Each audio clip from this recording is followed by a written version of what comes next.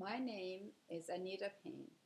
I'm a retired high school science teacher, four-time Green Party candidate, and a volunteer with Citizens Climate Lobby. I decided to volunteer with the Guatemala Stove Project because of its humanitarian and environmental benefits. In February 2016, I was fortunate to travel to Guatemala with other volunteers from Perth, Smiths Falls, Ottawa, and Toronto. The goal of the Guatemala Stove Project is to build masonry cook stoves for indigenous Mayan people of the western Guatemala highlands. The importance of the stoves is that they improve the health of the families and reduce their impact on the environment. Traditionally, Mayan women cook on open fires built between three stones. The women and children are especially exposed to the smoke. The smoke affects their health, particularly with eye and lung problems. The World Health Organization reports that over half of premature deaths among children under the age of 5 are due to pneumonia caused by soot inhaled from indoor cooking fires. The stoves that the Guatemala Stove Project builds use half the amount of firewood when compared to the traditional open cooking fires.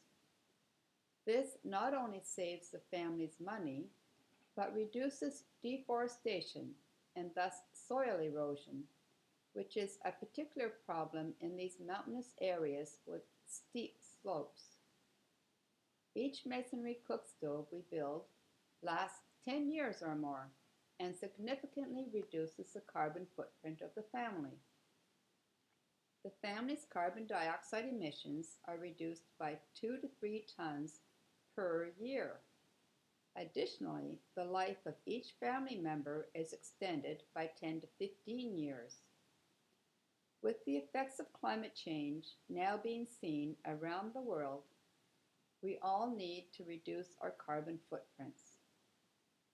Although the Guatemala Stove Project does not have certified carbon offset status, donating to the project is a way of offsetting your personal carbon footprint, especially if you fly. If you fly regularly, flying is likely the largest portion of your carbon footprint. Each stove costs about 265 Canadian dollars for the purchase of the materials. The most needy families are selected by the Guatemalan partner organizations to receive a stove. Families are expected to contribute clean sand and labor. Volunteers work in small groups with family members helping a professional Guatemalan stove mason.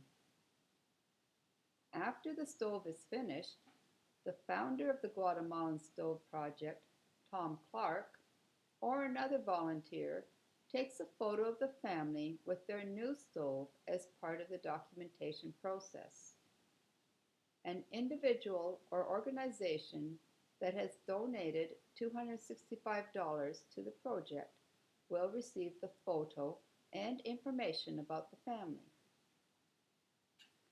The Guatemala Stove Project also works to break the cycle of poverty through educational scholarships and microloans. Many Mayan children drop out of school because they are needed to help support their families or because the family cannot afford the cost of uniforms, books, supplies, and transportation. Only 3 out of 10 Mayan children complete grade 6. Microloans are small, short-term loans given to start a small business or invest in farm production. A loan can allow a Mayan woman to buy a pig or chickens or weaving supplies.